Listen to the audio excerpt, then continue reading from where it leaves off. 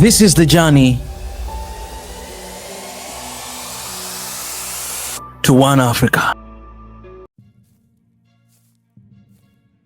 The air crackled with tension. On September 30th, 2022, the world watched as a young captain seized control of Burkina Faso.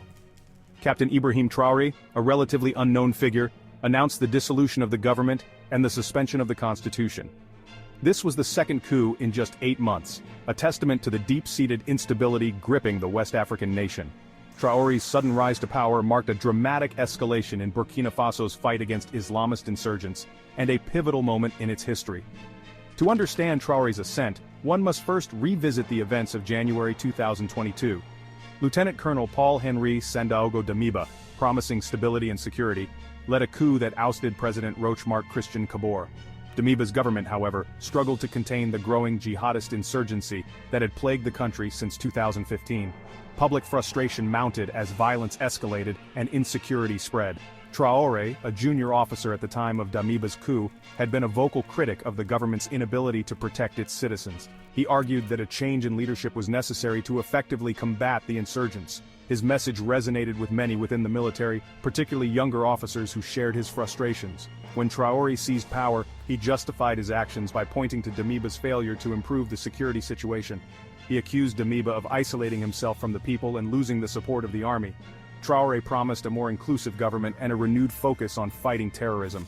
However, his takeover marked the beginning of a new chapter in Burkina Faso's turbulent political landscape, one fraught with challenges and uncertainties. The events surrounding Traoré's rise to power were swift and decisive.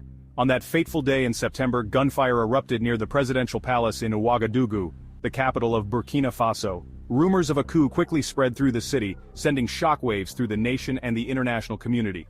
Traoré, a battle-hardened soldier who had gained experience fighting jihadists in the north, emerged as the leader of the disgruntled faction within the military. He accused Damiba of being out of touch with the realities on the ground and failing to provide adequate support to soldiers on the front lines. Damiba, in a televised address, denied any involvement in the coup attempt and urged the military to exercise restraint. However, it soon became clear that Damiba's pleas were falling on deaf ears. Traoré's faction gained the upper hand, seizing control of key installations including the state broadcaster. Images of Traoré, surrounded by armed soldiers, flashed across television screens as he announced the suspension of the constitution and the closure of borders. Damiba's whereabouts remained unknown for several hours, fueling speculation and uncertainty. Eventually, mediators negotiated his safe passage out of the country, bringing an end to his brief and tumultuous reign. Traoré, at the age of 34, became the world's youngest head of state, thrust into a position of immense responsibility and facing a daunting array of challenges. Traoré's grip on power, while firm, has been tested repeatedly. In the months following his takeover, he has faced multiple threats to his leadership, including an attempted counter-coup and persistent rumors of assassination plots. The fragility of the political situation was highlighted in February 2023, when authorities announced they had foiled a plot to overthrow Traoré and reinstate Damiba. Several soldiers, accused of being involved in the alleged coup attempt, were arrested.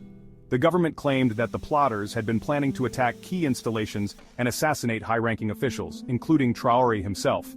The alleged coup attempt, though ultimately unsuccessful, underscored the deep divisions that still existed within the military and the challenges Traoré faced in consolidating his power. Despite these threats, Traoré has enjoyed a considerable degree of public support. Many citizens, weary of the escalating violence and frustrated by the previous government's perceived inaction, saw Traoré as a beacon of hope. His youth, his military credentials, and his passionate speeches resonated with a population yearning for change and security. However, governing a nation in crisis is a formidable task. Traoré inherited a country grappling with a complex web of challenges, including a devastating humanitarian crisis, widespread poverty, and a deeply entrenched jihadist insurgency. The road ahead for Traoré and Burkina Faso promised to be long and arduous, fraught with uncertainties and potential pitfalls. Section 4. Battling insurgency and seeking sovereignty, Traoré's balancing act. Traoré's leadership has always been a delicate balance. On one hand, he must confront the insurgency that threatens his nation's stability. On the other, he strives for sovereignty, aiming to carve a path for his people that is free from external influence. His decisions now will determine how history remembers him.